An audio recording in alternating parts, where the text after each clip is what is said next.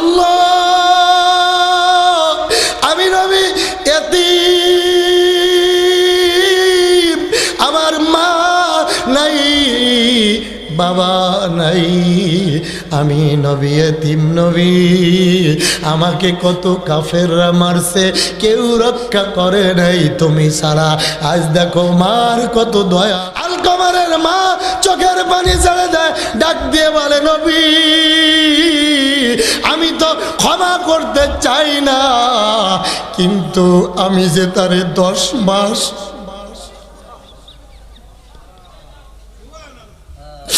আমি যে তারে 10টি মাস গর্ভে ধারণ করেছিলাম, আমার বুকে লাথি মেরেছিল, আলকামারে আগুন দিয়ে জ্বালাই দিবেন নবী, তখন জানি আমার কলিজায় ধাক্কা লেগে গেছে। আল্লাহু আকবার, নবীজি আমার সন্তানকে আপনি আগুন দিয়ে জ্বালাই দিবেন, আমার কলিজায় মানায় না, মানায় না।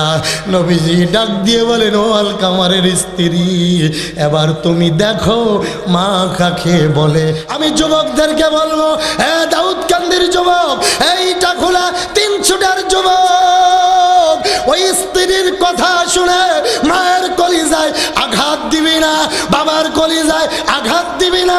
যত ইনকাম করো, আমেরিকা জাপান ব্রিটেন থাকতে পারো, দাউদকান্দি 10টা বাড়ি, গরিপুর 5টা বাড়ি, ওই গুলশানে বাড়ি থাকতে পারে। কসম করে বলে যাই, মার মনে যদি কষ্ট দাও, মৃত্যুর আগে 1 মিনিট আগে হইলেও তুমি বেঈমান হয়ে মরবে, ঠিক কিনা? যাদের মা বাবা নাই, কষ্ট পেয়েছে, আপনি যত্ন করতে পারেন নাই, এ মা বাবার কবরের পারে দাঁড়াইয়া জুম্মার দিন শুক্রবারের নামাজ পড়িয়া ওই কবরের পারে দাঁড়াইয়া সূরা ফাতিহা, সূরা ইখলাস, দুরূদ শরীফ পড়ে বলবেন রব্বির হামহুমা কামা রব্বায়ানি সগীরা, রব্বির হামহুমা কামা রব্বায়ানি সগীরা। এইভাবে যদি কোনো যুবক বিনায় বিনায় বিনায় বিনায় চোখের পানি ছেড়ে মায়ের বাবার কবরের পাড়ে দাঁড়াইয়া কাঁদতে পারে, নবীজি ডাক দিয়ে বলে ও আমার উম্মত শোনো, যদিও খেদমত করতে পারো নাই, এই দুয়ার বদলাতে আমি মালিক তোমার মা বাবার কবরের আযাব বন্ধ করে দিই। জোরে কোন সুবহানাল্লাহ। নবীজির সাহাবী নাম ছিল আলকামা। এই আলকামা মাকে ভালোবাসতো না, এমনও ঘটনা ঘটছে, মাকে অপমান করেছে, গালিগালাজ করেছে, মাকে লাথি মারছে, অপদস্থ করেছে। মা ডাক দিয়ে বলে মালিক আমার ছেলের জন্য আমি বদদুয়া করে গেলাম, ও আল্লাহ যে হাত দিয়ে যে মুখ দিয়ে আমারে গালিগালাজ করেছে, তুমি তো জানো ওহুয়া মাআকুম আইনা মা কুনতুম, তুমি সব কিছু জানো। ও মালিক আমি মা হয়ে চোখের পানি ছেড়ে দোয়া করে দিলাম, তার জবান বন্ধ করে দাও, হাতটা অবাস করে দাও। বলতে দেরি, তার জবান বন্ধ হতে দেরি নাই। জোরে কন্যা নাউজুবিল্লাহ। এবার আলকামারের স্ত্রী দেখে স্বামীর জবান নাই, স্বামীর শক্তি নাই, হাতে কোনো শক্তি নাই, ডাক দিয়ে বলে ও আল্লাহ এখন আমি কি করি? আলকামারের সবর, আলকামারের ভালোবাসার লোক একজন আছে, তিনি হলো মুহাম্মাদুর রাসূলুল্লাহ সাল্লাল্লাহু আলাইহি ওয়াসাল্লাম। নবীজিরে খবর দিলেন। কারে? নবীজিকে। ধরে বলেন নবীজিকে খবর দিলেন। নবীজি আসলেন। আলকামারের স্ত্রী ডাক দিয়ে বলেন ওগো নবীজি, আপনার আলকামার জবান বন্ধ হয়ে গেছে, হাতে কোনো শক্তি নাই, প্যারালাইসিস হয়ে গেছে, আপনি একটু দোয়া করেন সে যেন সুস্থ হয়ে যায়। এখন নবীজি কাছে এসে ডাক দিয়ে বলে আলকামারের স্ত্রী সত্য করে বলো আমার আলকামারের মা বেঁচে আছেনি? জোরে কোন আল্লাহু আকবার। আলকামারের স্ত্রী ডাক দিয়ে মানে নবী তার মা বেঁচে আছে, কিন্তু মা আর সন্তানের কোনো কথা হয় না। ভালো লক্ষণ না খারাপ লক্ষণ? কথা কয় না কেন? হুজুরে বলে গেছে উফিউ ওয়ালা তানহারহুমা ওয়া কুল লাহুমা কওলান কারীমা ওয়াকফিদ লাহুমা জানাহাজ যুল্লি মিনার রাহমা। আরে মা বাবার প্রতি রহমত স্বরূপ কথা বলো, মা বাবার দিকে চোখ রাঙ্গানি করো না। আমাদের যুবকেরা স্ত্রীকে মারধর তো দূরের কথা, কটু কথাও বলে না, না জানি স্ত্রী আমারে তালাক দিয়ে দেয়, কিন্তু মা বাবারে ধমক দেয়, বাবারে ধমক দেয়। আলকামারের স্ত্রী হাত ধরে ডাক দিয়ে কয়, হাত তুলে বলে মালিক আমার এই আলকামার জবান বন্ধ করে দাও। নবীজি এসে দেখে লক্ষণ বেশি ভালো না, ডাক দিয়ে বলে ও আলকামারের স্ত্রী বলো বলো আলকামারের মা কোথায়? ওই যে বসে আছে। স্ত্রী ডাকে, মা আসে না, কারণ মায়ের কলিজায় আঘাত আছে না নাই? জোরে কোন বন্ধু ভালো করে বুঝবেন। এবার আলকামারের স্ত্রী ডাক দিয়ে বলে হুজুর আসবে না। এই আলকামারের আর তার মার ভিতর সম্পর্ক বেশি, কথা কয় না কেন? সম্পর্ক বেশি ভালো না। ওগো নবীজি আলকামারের মা আসবে না। নবীজি নিজে ডাক দিয়ে বলেন আলকামারের মা তুমি আসো, তুমি তো জানো না আমি আরবের নবী, আমার নাম আল আমিন, আমি কুরাইশ বংশের মানুষ, আমার মার নাম আমিনা, বাবার নাম আব্দুল্লাহ। এই পৃথিবীতে ন্যায় বিচারক থাকলে একমাত্র নবীজি ছিলেন, ঠিক কিনা? বন্ধু ভালো করে বুঝবেন। এবার আলকামারের স্ত্রী ডাকলেন, নবীজি ডাকলেন, মা আবার আলকামারের পাশে আসলেন। এবার নবীজি ডাক দিয়ে বলেন আলকামারের মা তুমি তোমার সন্তানকে মাফ করে দাও, তা না হলে তোমার সন্তান বেঈমান হয়ে মারা যাবে। আমি নবীজির করার কিচ্ছু নাই। জোরে কোন আল্লাহু আকবার। আলকামারের মা চোখের পানি ছেড়ে ডাক দিয়ে বলে উফিউ ওয়ালা তানহারহুমা ওয়া কুল লাহুমা কওলান কারীমা। ওগো নবীজি এই আলকামার আমাকে মারছে, গালাগাল করছে, 24 ঘন্টা আমাকে দেখতে পারতো না, স্ত্রীকে কোনোদিন বেশি কথা বলে নাই, কিন্তু আমি তার মাকে দেখতেই পারে না, এমন যুবক কুলাঙ্গার আছে না নাই? আছে না? কুমিল্লায় নাই, দাউদকান্দি নাই। বন্ধু ভালো করে বুঝবেন। নবীজি আবার সাহাবীদেরকে ডাক দিয়ে বলেন সাহাবী কোনো কথায় কাজ হবে না, কোনো ওয়াজে কাজ হবে না, চাবিরা তাড়াতাড়ি করে শুকনা কিছু লাকড়ি আনো আর আগুন দিয়ে চতুর্দিক দিয়ে লাকড়ি সাজাও, আলকামারের চতুর্দিক দিয়ে লাকড়ি দিয়ে সাজাও। এই আলকামারে আগুন দিয়ে জ্বালায় দেব, কারণ মায়ের সাথে বিয়াদবি করেছে, আগুন দিয়ে জ্বালায় দেব। এবার আলকামারের মা ডাক দিয়ে বলে নবী আমার আলকামার আমার সাথে আজার অপরাধ করতে পারে, আপনি আমার কলিজার টুকরারে আগুন দিয়ে জ্বালাবেন না। নবীজি চোখের পানি ঝাড়ে ডাক দিয়ে ওগো আলকামারের মা এইমাত্র তুমি বললা ক্ষমা করব না, ধ্বংস হয়ে যাক। আলকামারের মা চোখের পানি ঝাড়ে দেয়, ডাক দিয়ে বলে নবী আমি তো ক্ষমা করতে চাই না, কিন্তু আমি যে তারে 10 মাস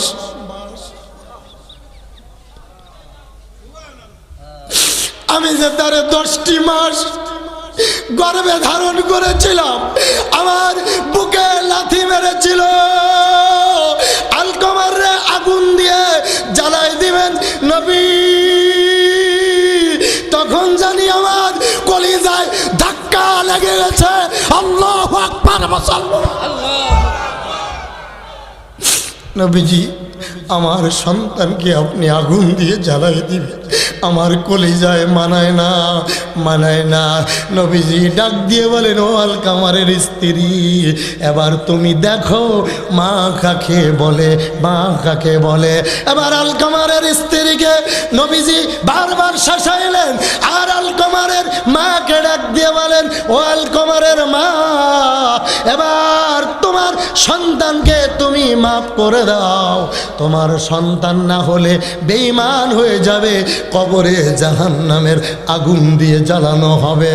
আলকামারের মা ডাক দিয়ে বলে, নবী, তাই যদি হয় আমি আমার আলকামার মাফ করে দিল।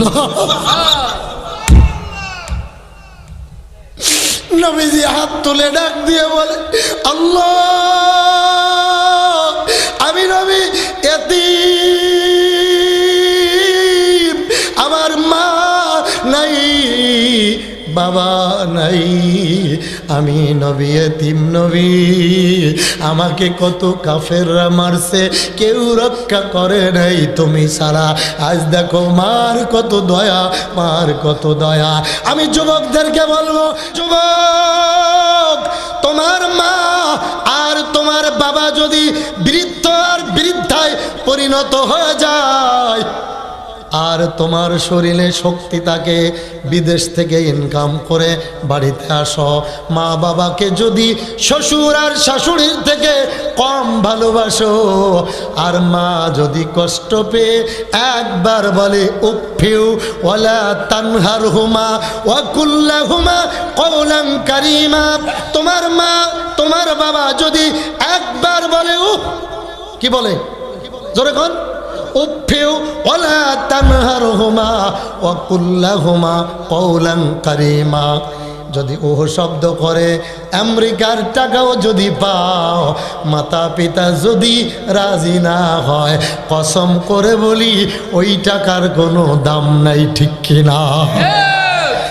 রব্বে কারিম ডাক দিয়ে মানে, আরে পীর সাহেব যদি তোমার জন্য দোয়া করে, শুধু একজন দুইজন তিনজন নয়, লক্ষ কোটি পীর যদি এক পাল্লা এনে মার জন্য দোয়া করে, বাবার জন্য দোয়া করে, 14 গোষ্ঠীর জন্য দোয়া করে, আমার মালিক ডাক দিয়ে বলে, তোমার মা যদি হাত তুলে বলে, আমার আব্দুল আজিজ, আব্দুল করিম, আব্দুর রহিম অসুস্থ, বিপদ আপদ মুসিবতে আছে, মাফ করে দাও, আমার মালিক বলে কোটি কোটি পীর সাহেবের দোয়া কবুল হতেও পারে, নাও পারে, কিন্তু মায়ের দোয়া ফেরত দিতে আমি মালিক লজ্জা পাই। জোরে কোন সুবহান। আমি রব্বুল আলামিন মায়ের দোয়া ফেরত দিই না, বাবার দোয়া ফেরত দিই না, ঠিক কিনা? জোরে কোন। মা বাবা এমন একজন জিনিস, মা বাবা এমন রহমত, নবীজি বলেন তোমার মা তোমার জান্নাত, তোমার মা তোমার জাহান্নাম, ঠিক কিনা? জোরে কোন। এই মুহূর্তে একটু ভাবুন, যার মা নাই, কার নাই, কি নাই? যার মা নাই, যার বাবা নাই, একটু ভাবেন, আপনার যখন সংসারে অভাব ছিল, মা ছিল, বাবা ছিল, দাদা ছিল, দাদি ছিল, নানা ছিল, নানি ছিল, অনেক মুরব্বী ছিল, কিন্তু অভাবের তাড়নায় তাদেরকে আপনি ভালো মতো যত্ন করতে কতক্ষণ, কিন্তু এখন আপনার টাকা আছে, ছেলে সৌদি আরব থাকে, মেয়ে জাপান চলে গেছে, তোমারও সংসারে অভাব নাই, প্রতিদিন ভালো মাছ তরকারি গোস্ত কুড়াই করে খান, ভালো ভালো বাজার করেন, আপেল কমলা খান, কিন্তু তোমার মা ঘরে নাই। যদি আজ মা বাবা ঘরে থাকতো কত ভালো লাগতো। এমন লোক আছেন কি না এমন কষ্ট লাগে, মা যদি থাকতো কত আনন্দ হতো। এমন আফসোস আমাদের দুই একজনের আছে না নাই? আমি আবার দেখেছি, বিশ্বাস করেন মুসলমান, আমি এই যে সারা বাংলাদেশে মাহফিল করে যে টাকা পেয়েছি, গত মাসের মনে হয় 5 তারিখে আমার মাকে 53,000 টাকা দিয়ে এক জোড়া কানের জিনিস বানাই দিছি। তৈরি করে দিছি। আমি নিজে হাতে আমার স্ত্রী আর আমি দুইজনে দুই কানে মাকে পরাই দিছি। বিশ্বাস করো মুসলমান, মা বলছে কি দরকার ছিল এত টাকা খরচ করার। আর যখন পড়াইতেছি মনের ভিতরে দেখি মুখে একটা হাসি দেখা যায়।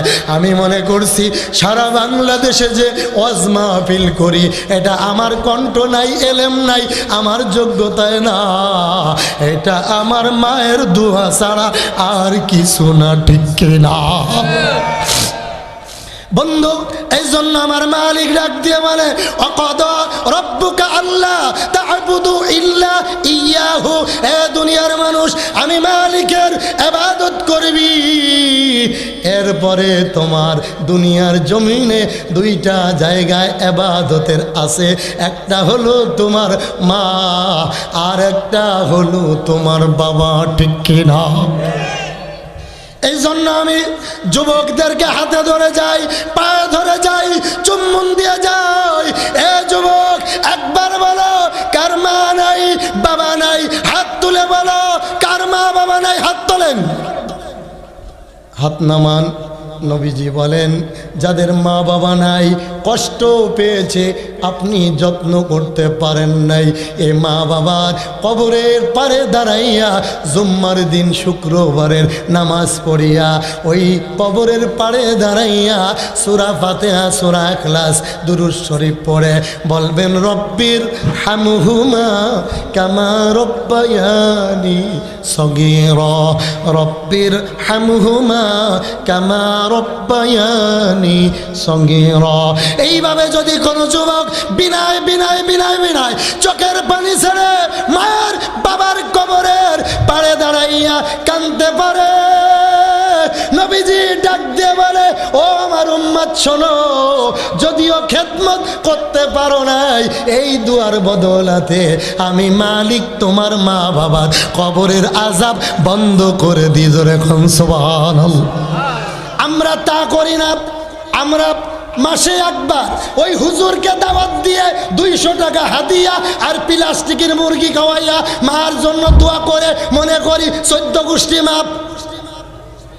কথা কেন কথা কেন কেন এ তোমরা বোঝো না কেন?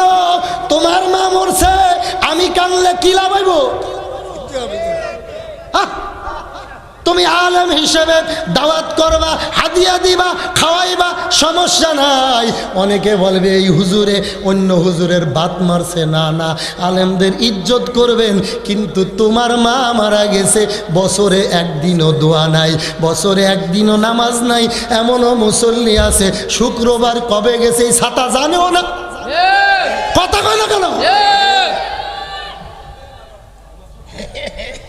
তুমি নিজে নামাজ পড়ো না, বছরে একবার ঢাকার থেকে এসে 4-5 কেজি মুরগি কিনে জেঠা জেঠি কয়েকজনকে দাওয়াত দিয়ে 10 জন মোল্লা দাওয়াত দিয়ে খতম পড়াইয়া ইয়াসিন সূরা পড়াইয়া হাদিয়া এক এক হুজুরে 5000 টাকা দিছেন, আর মনে মনে ভাবতেছেন আমার মা বাবার 14 গোষ্ঠী মাপ। এত সহজ না, এত সহজ না। আপনার শরীরে ঘা হইছে, মনে করেন অ্যাক্সিডেন্ট করছেন, আপনি হাঁটুতে ব্যথা পাইছেন, ডাক্তারের কাছে গেছেন, ডাক্তার মলম দিছে, যেখানে ব্যথা পাইছেন ওইখানে দিবেন। 3 দিন পরে হাঁটু ফুলে 4টা হয়েছে, ডাক্তাররে বলেন কিও ডাক্তার আপনি ব্যাককল ডাক্তার, আমার হাঁটু যে ভালো হয় না। বলে আমি তো মলম দিছিলাম, কোথায় মালিশ করছেন? কয় আপনি না বলছেন যেখানে ব্যথা পাইছি সেখানে, আমি তো গরিপুর স্থানে ব্যথা পাইছিলাম রাস্তায়, ওই জায়গায় মালিশ করছি। কথা কয় না? তুমি নিজে দাওয়াত হুজুরকে দিয়ে দোয়া পড়ানো, আর এক জায়গায় মালিশ করা একই রকম। তুমি আলেম খাওয়াও, হাদিয়া দাও, খতম পড়াও, দোয়া পড়াও, মিলাদ পড়াও, আমার কোনো সমস্যা নাই, কিন্তু তোমার মার জন্য তুমি যদি হাত তুলে বলো আল্লাহ আমার মা অভাবে ছিল, মারে খাওয়াইতে পারি নাই, বাবারে খাওয়াইতে পারি নাই, আপেল কমলা কোনোদিন আমি দিতে পারি নাই আল্লাহ। তবে আমি মারে মারি নাই, আমি অযত্ন করি নাই, অভাবের তাড়নায় কিছুই করতে পারি নাই।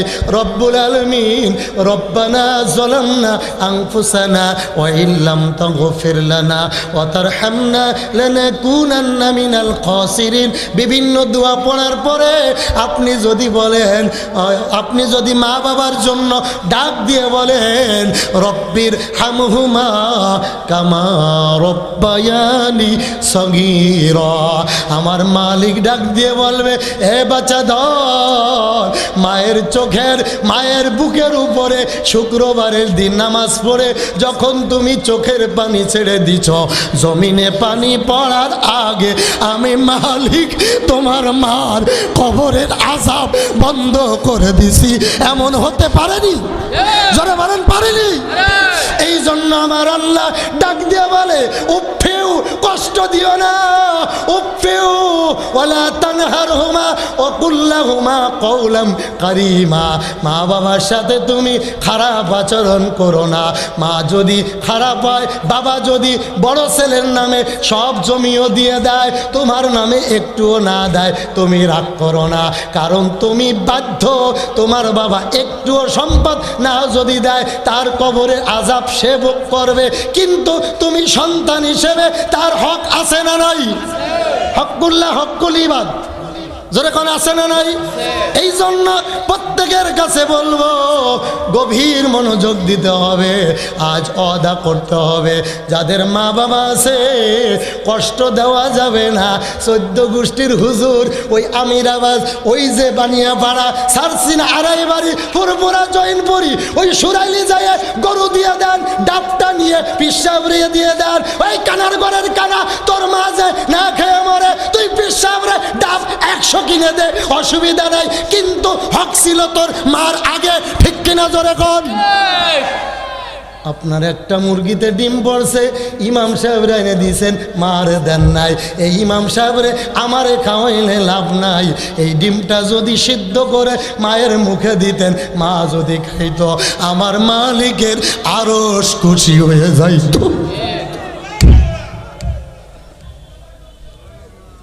অকুল্লাহুমা কওলান কারীমা।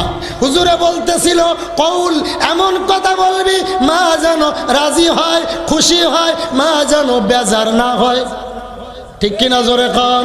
আরো জোরে বলেন।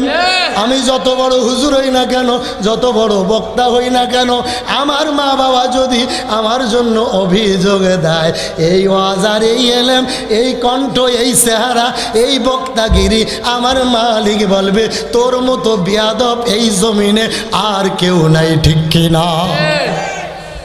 বন্ধু, মায়ের সাথে কথা বলি। আমার আব্বার বয়স 108 বছর। কত কতক্ষণ না কেন? ওই সোহাগ ভাই রাজিগান, সোহাগ ভাই আমার বাড়িতে গেছে গত মাসে, কাদির ভাই, সোহাগ ভাই দুজন গেছে, আমার আব্বার সাথে কথা বলছে। আলহামদুলিল্লাহ 108 বছর এখনো সুস্থভাবে ঘোরাফেরা করে। আমি একদিন আব্বারে জিগাই, ও বাবা, আমরা 6 ভাই 1 বোন, সত্য করে বলো সব ভাইয়েরা তো আলেম না, আমি আলেম, আল্লাহ কিন্তু আমারে জিগাইব। আমার আব্বার হাত ধরে আমি দধি আনছি আর খাইতেছে। আমি বলি আব্বা সত্য করে বলো, কোনো অভিযোগ আছে নাই, তুমি কেমন আছো? আমার বাবা চোখের পানি ছেড়ে ডাক দিয়ে বলে, বাবা রে, আমার মন বলে বাংলাদেশে কোনো মা বাবা এত সুখে নাই, তোরা আমারে যত সুখে রাখছিস।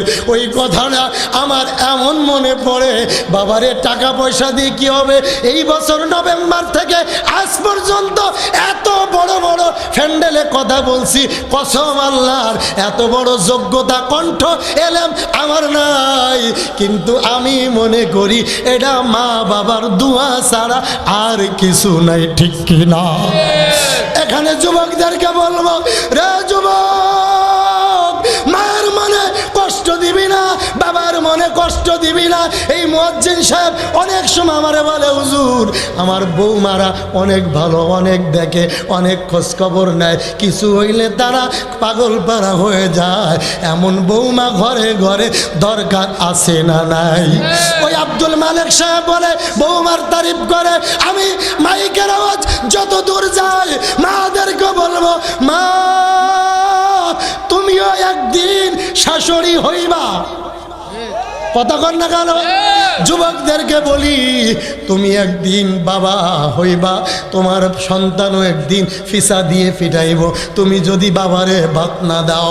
এই জন্য আমি আজ বলি, এ যুবকেরা সাক্ষী থাকো, যাদের মার মনে কষ্ট দিছ, বাবার মনে কষ্ট দিছ, জ্যাঠার মনে কষ্ট দিছ, মুরব্বীদের মনে কষ্ট দিছ, যুবক একজন যুবক ওঠো, ওয়াদা করো আজ থেকে মাতা পিতার মনে কষ্ট দিবান না। সবাই রাজি আছেন কিনা? আরো জোরে